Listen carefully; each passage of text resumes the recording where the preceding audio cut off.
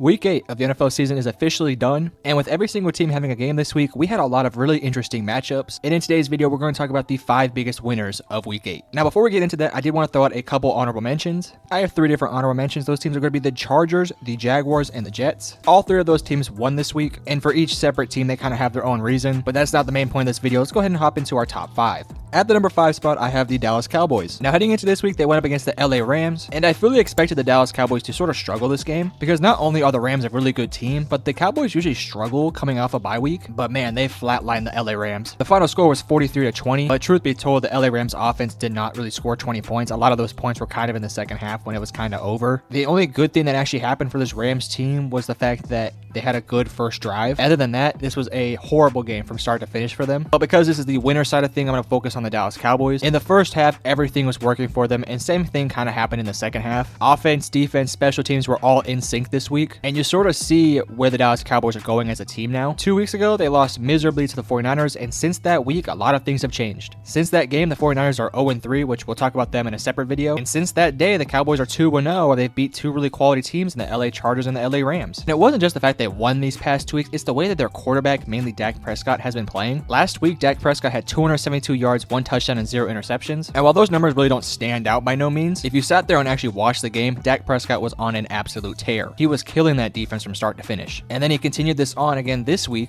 where this week he had an 80.6 completion percentage, which is crazy, 304 yards, 4 touchdowns, and 1 interception. Obviously, that 1 interception sucks, but it wasn't even really on Dak Prescott. It was a ball that got tipped twice and ultimately led to the Rams getting the interception. And when the interception did happen, the Cowboys were already up like 19-3 or something like that. But another guy who had a really standout game was CeeDee Lamb. Now, similar to Dak Prescott, CeeDee Lamb had a really good game against the Chargers. He had 7 catches for 117 yards in this game, and he continued that on this week, having 12 catches for 158 yards and 2 touchdowns. And I've been a big fan of CeeDee Lamb for the start of his career, and this is by far his best game I've ever seen him have. He caught everything, and he was phenomenal, like I said, from start to finish. And as a whole, this Dallas Cowboys team, ever since that 49ers game, has looked different. Offensively, this is the best showing we've seen from the Dallas Cowboys. They were moving the ball easily down the field. Now, I'm not going to get too high on the Dallas Cowboys and put them back in that top 5 conversation just yet, but they have a tough matchup against the Philadelphia Eagles in Philadelphia this upcoming week. And if they come out of that game victorious or have a really competitive back and forth game with the Eagles, I might be back on the Dallas Cowboys bandwagon, because they sit 5-2 and their only 2 losses are against an Arizona Cardinals team and a 49ers team, which obviously not great. But if they go out here and they beat the Philadelphia Eagles and they look good and sharp the rest of the season, it's hard to say they're not Super Bowl favorites. But I'm going to hold off and wait to see till after this Eagles game, and then we'll go from there. The 4th biggest winner of the week is going to be the Seattle Seahawks. Now, there's 2 reasons why they're ranked number 4. Number 1, they beat a really good Cleveland Browns team. Number 2, they're on top of that NFC West. Somehow, some way, the 49ers have fallen off a cliff these past couple weeks, and the Seattle Seahawks, man, they've been killing it. Now, let's be completely bluntly honest about these 2 teams. The 49ers will probably end up winning this division, and I'm not a big believer in the Seahawks, but they did get a great win against the Cleveland Browns. Granted, it was against PJ Walker, but nonetheless, they did make him look silly at times, and that offense was able to click when it needed to. On the day, Geno Smith had kind of a weird game. He had 2 interceptions, which weren't great, but he also had 2 touchdowns and had 254 yards. And what's really kind of baffling about this game is the fact that their run game was doing very well, but they weren't really going into it that much. Kenneth Walker had 8 carries for 66 yards, and Zach Charbonnet had 5 carries for 53 yards. I know that a lot of those carries and yardage were basically off of a couple plays here and there, and they did get stuff a couple times, but running the ball is sort of something that just kind of wears down a defense. Now, I understand this Browns defense is fucking good, pardon my language, and I understand it's really hard to run against them, but you have to establish a run carrier to have at least 15 carries, because Kenneth Walker and Zach Charbonnet combining for just 13 carries is crazy. There is no reason why you shouldn't be running the ball in this game. You're not fearful of this Cleveland Browns offense because they have PJ Walker running it. So why are you not trying to run the clock out with Kenneth Walker, Zach Charbonnet, and passing the ball when you actually need to? Instead, you decided to pass the ball 37 times, and Geno Smith threw 2 interceptions, and those 2 interceptions played pretty crucial parts of this game. That's a whole different side of the story, but nonetheless, this is a really good win for the Seattle Seahawks, because like I've alluded to, this Browns team is pretty good. You take PJ Walker and that kind of quarterback situation they have going on, the rest of the Browns roster is really solid, and that's arguably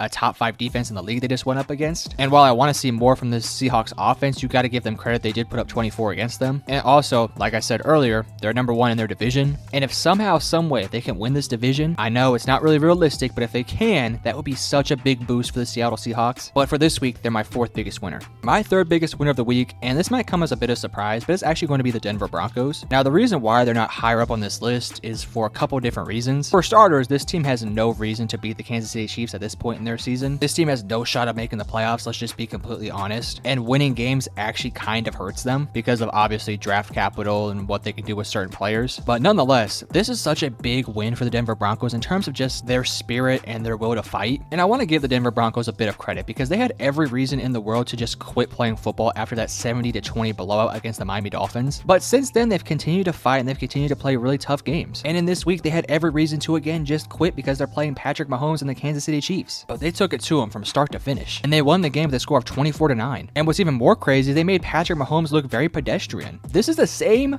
damn defense that gave up 70 points to Tua Tagovailoa, which shout out to him, he's probably in the MVP conversation for a reason. But Patrick Mahomes was arguably the MVP frontrunner. And on the day, they held him to 24 for 38 for 241 yards and 2 interceptions. And I know nobody's going to say anything about this because it's Patrick Mahomes and why should you? And I'm not saying you should say anything about it, but he's thrown 8 interceptions through 8 games. And I'll throw this tad bit of information out for you. That team probably needs to go out there and get a weapon for Patrick Mahomes to that offense. But besides that, for the Broncos, this is such a good, interesting win for them because like I said, I don't think they really need to win a lot more games this year. They should sort of be all in on rebuilding this team from the bottom up. But if you're going to continue to fight and show effort this year, I think that gives you a lot of promise. And again, this is not a perfect game from the Broncos by no means. But what I did find very interesting about this matchup was the fact they gave Javonte Williams 27 carries. And you could sort of see the strategy they came into this week having. They wanted to win the time of possession, and they did that. They wanted to win the turnover battle, and they won it. Hell, the Chiefs had 5 turnovers this game. And they wanted Russell Wilson to cook when he needed to, and he did that. He only had to throw the ball 19 times this game, and somehow they won. Now, let's be honest, the Kansas City Chiefs are still probably the front runner to win the Super Bowl this year, but this is concerning for them, and this is a pretty decent win for the Broncos. Our second biggest winner of the week is going to be the Tennessee Titans, which, Lord have mercy,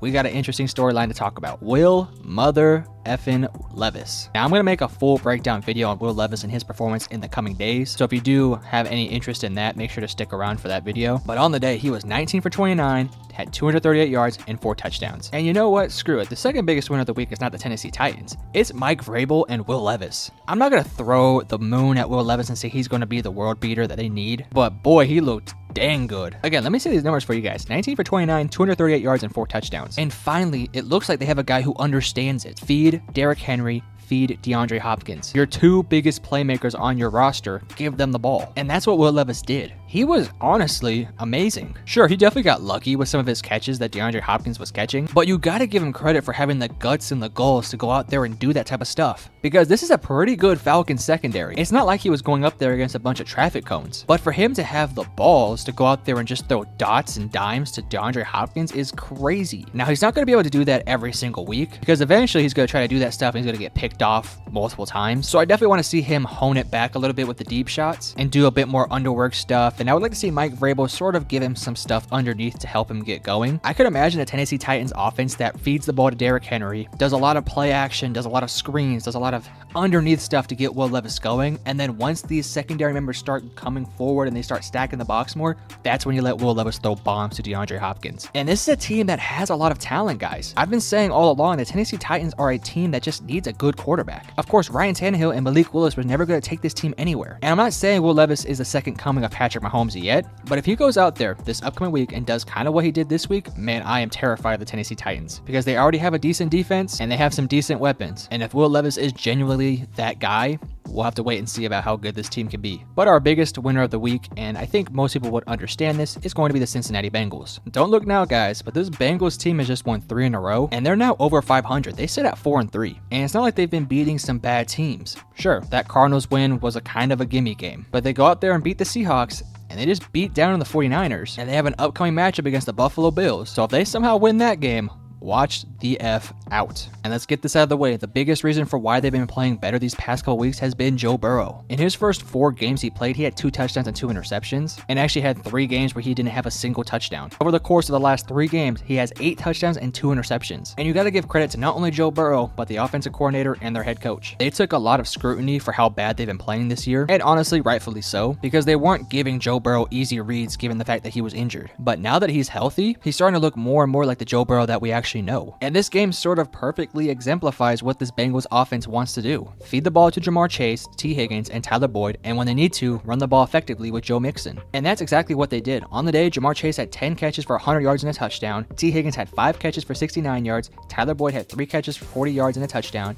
and Joe Mixon had 16 carries for 87 yards and 1 touchdown. And they effectively destroyed a 49ers defense which ranks top 5 in most statistical categories. And then defensively for the Bengals, they kind of allow a lot of yardage, but they're kind of that bend but don't break type of style. They don't give up a lot of points. Sure, they probably will give up a ton of yards, but I think they're kind of okay with it because that Bengals team is going to let you go down there and put up field goals, but they won't give up that many touchdowns. And if you're not scoring touchdowns or field goals, you're turning the ball over. So this Bengals defense has been doing some nice things and they absolutely killed the 49ers this week. Again, we'll talk about Brock Purdy and this 49ers team in a future video because it's been getting a little ugly for them, but for the Bengals, this is a amazing win for them, and I almost feel like it was kind of a must-win game for them. I'm not going to sit here and say this was a must-win game by no means, but I'm sure it kind of had to get that feeling of being a must-win game because this Bengals team has some really tough matchups coming up ahead. They have the Ravens, like I said, they have Buffalo next week. Eventually they have the Jaguars and the Chiefs and the Browns. So getting a win against a really damn good 49ers team, not only does it get you back to another win, it also puts you at 4-3, and it also gives your team confidence they can actually go in there and beat these really top tier teams. And you guys need to watch out because the Bengals look good again. But that is it for my week 8 winners video. Hope you guys did enjoy, and if you guys couldn't tell, this is actually my new channel.